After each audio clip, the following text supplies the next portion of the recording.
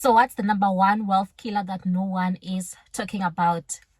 I've just bought myself a brand new car. So I got myself a Mercedes-Benz GLC Coupe, the 2024 one, 220D. So did I make a financial mistake? Yes, I did. I should know better as a chartered accountant by profession. I know these things.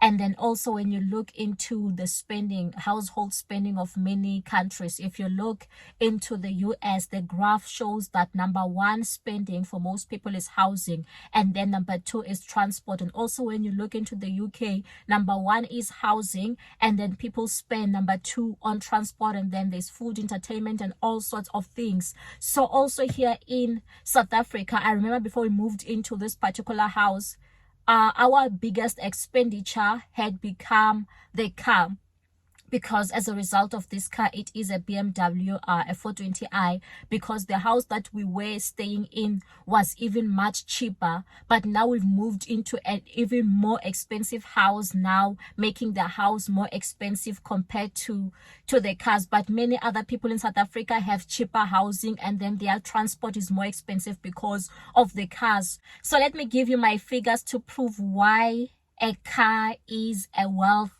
destroyer. So in terms of the car that I bought, it's a 48 months lease. So this particular car, my car installment per month is around 23,000 rands, and then converted to US dollars, it's around 1,280 US dollars.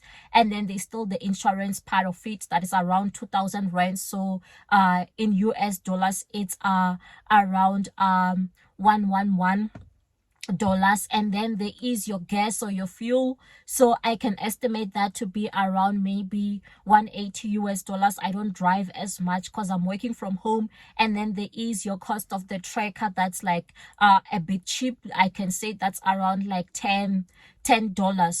So over a 48 months, the amount that I would have spent towards this car, that I would have paid towards this car only on the installment, is going to be around 1.2 million. Converted to US dollars, that's around 66,667 US dollars. So you can just imagine, after 4 years, I would have paid this particular amount, and then now I give them back the car. Imagine if I do take this particular amount and I say that I'm buying property every single month, I will be paying 1,280 towards a property. And you know that with a property, majority of the amount is going to be paid by the person who will be renting. It will be paid by the tenant, and then come 4 years down the line, I will still have a property. Unlike with the car, come 4 years down the line, I won't have a car, and guess what? Obviously I will want another car. I will buy a new car.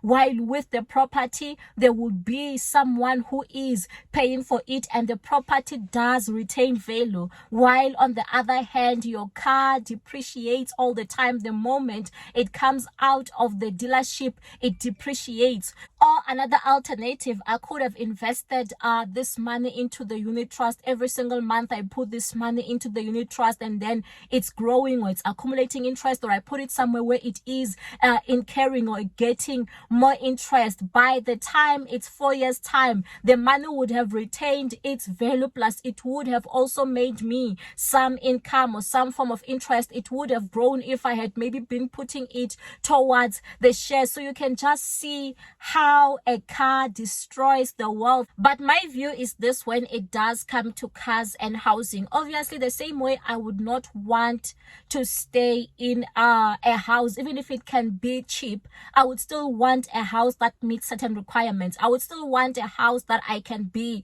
comfortable in. So it's also the same with a car. When you are driving on the road, you want to drive something that comes with that particular kind of comfort, that particular kind of of luxury, but it's important to be something that is within your means, something that you can be affording, because you know that interest sometimes they can go up. And if your money, the money that you are getting is fixed while the interest is going up, it means over time you might not even be able to afford the car. That is why my view in life is that I need to be making more money. I need to be making more money without necessarily always increasing my expenses. That's why one of the goals for this year as well is to get more investment properties as well, and also to be investing more. So as much as I have bought a wealth destroyer, I will also be purchasing something that is going to be building towards my wealth. But these things can only be achieved when one is making more money.